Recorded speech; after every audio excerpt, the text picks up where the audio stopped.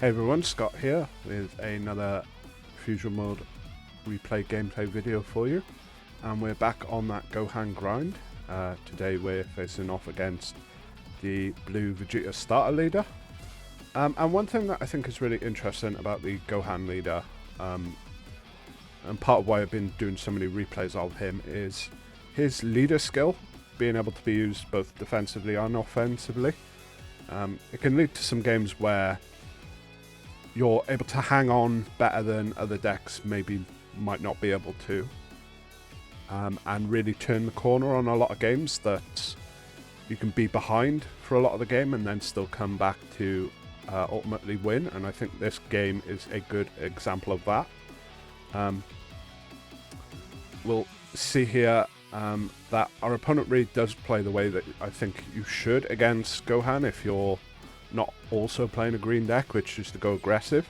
You can see that here they use the energy marker turn 1 to get this 2-cost go 10 down. Also gives them a bit of self-awakening. And we'll see in this game that they do put us on the back foot pretty early on with this kind of early game aggression.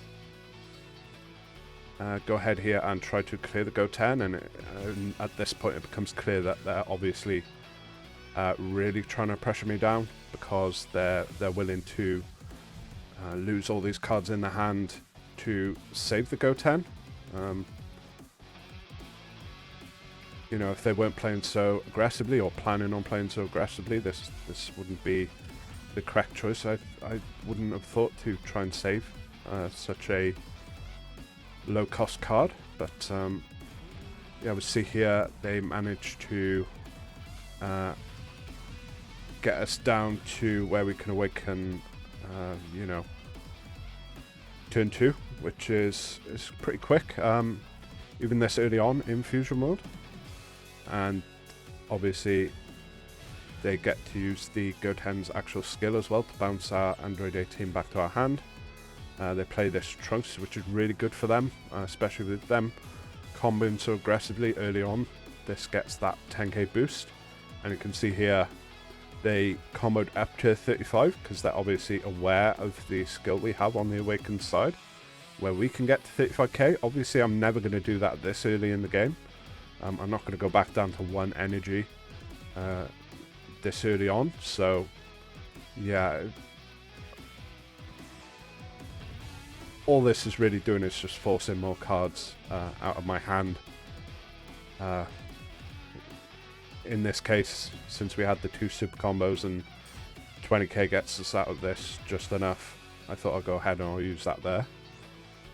And so I make a slight mistake here. I remember when I played the game, I thought I had already charged for turn when I selected the destructive strength here, but turns out we hadn't, and I ended up charging it. Looking back, I don't know if playing destructive strength would have been the best play this turn. In the end, we do get to try and put a bit more pressure to try and clear their side of the board. Doesn't end up working out too well for us, but I think that was the correct thing for us to kind of try and do in this situation, rather than really just like taking the turn off, ramp in, and then playing like one of these 1-cost Gohans. So yeah, we again try to clear the Trunks, because at this point this is going to attack at 25k, whereas the Goten's only going to attack at 15 next turn. And we'll see here, we'll go ahead and the Android 18 gets us into another super combo, which is really good against this kind of early game pressure. Go ahead and play the Gohan first so that I can combo it off when I attack with the 18. And I even go ahead and I combo with one of the Vegetas as well.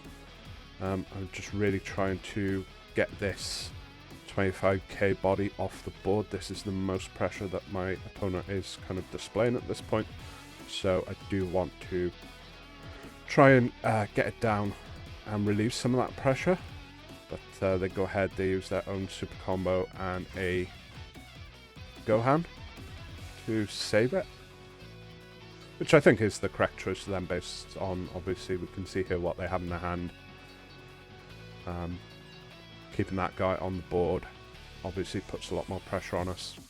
They go ahead, they bounce the 18 again with the Goten, and we have to kind of combo out of these while we can.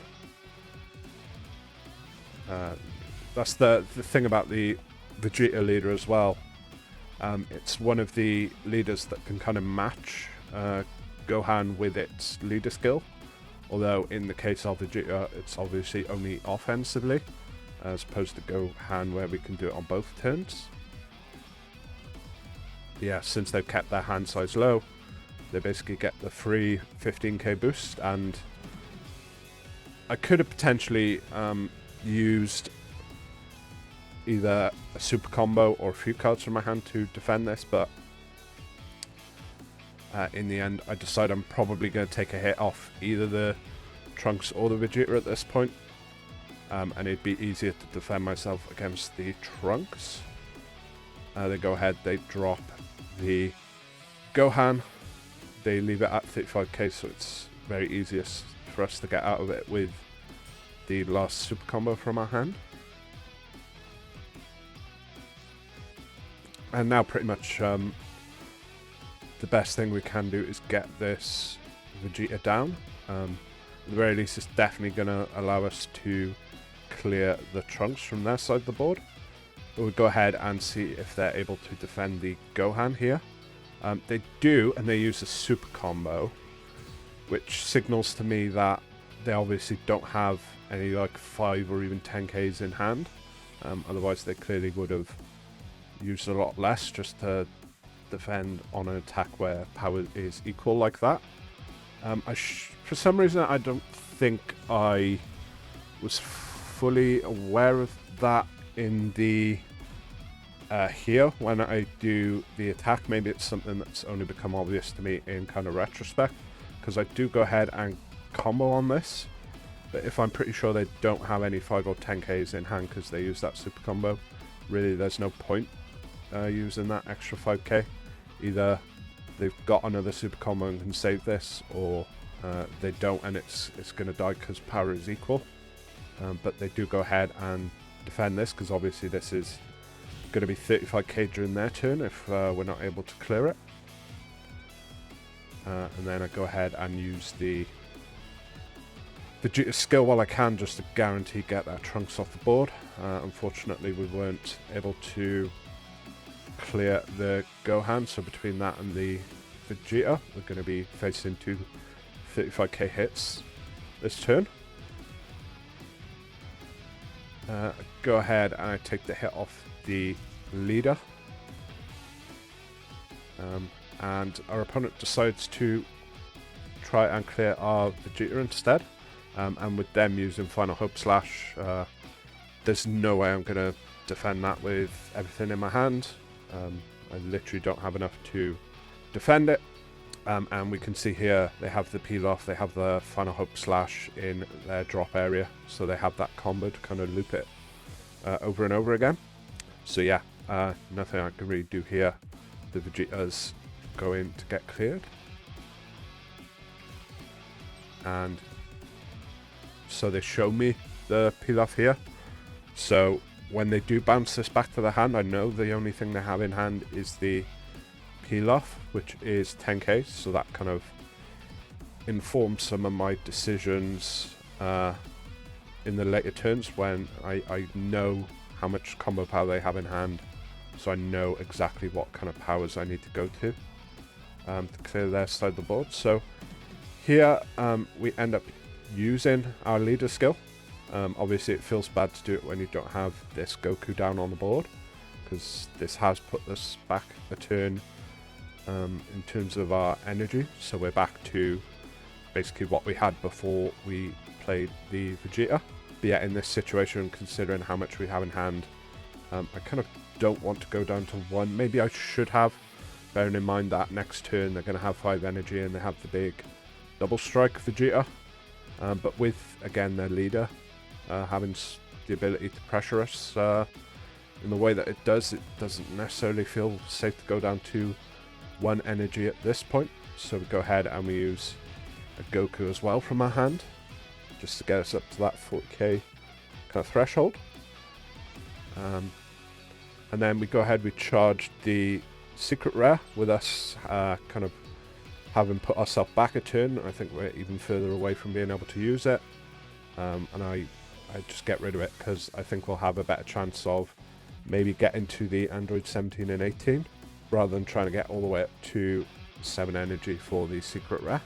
Here, since we know they only have 10k power in their hand, they cannot get out of this attack if I use the leader's skill, and since we did go ahead and get the Goku down, we can do it essentially for free, offensively and defensively, which yeah, having this Goku down and having access to the leader skill without kind of de-ramping yourself, it's that's one of the things that can really turn a game round.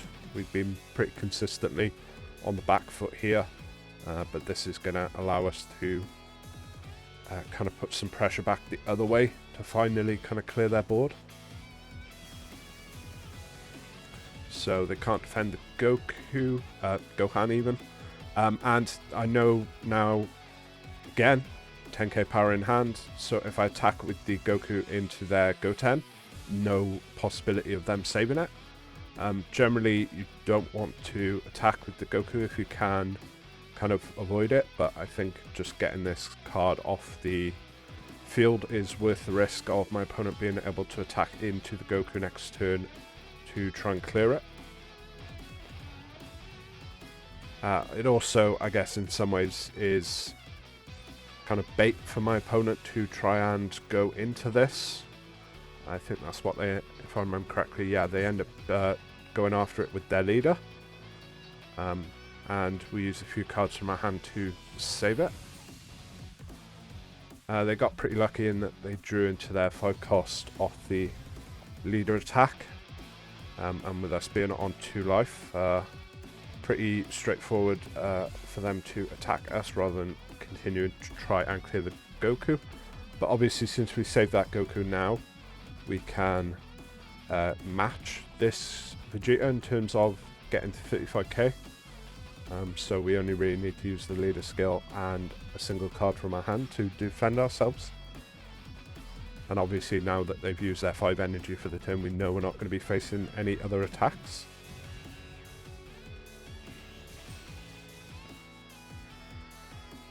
And yeah, so we live to fight another turn here.